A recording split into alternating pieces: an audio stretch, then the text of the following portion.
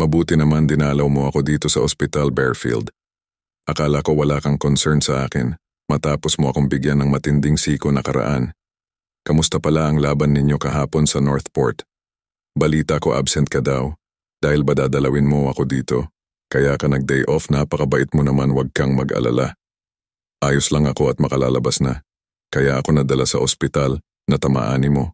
Kasi kulani ko sa leeg kaya masakit. Kaya nagpadala ako sa ospital. Pasensya ka na, Calvin, sa nangyari sa totoo niyan.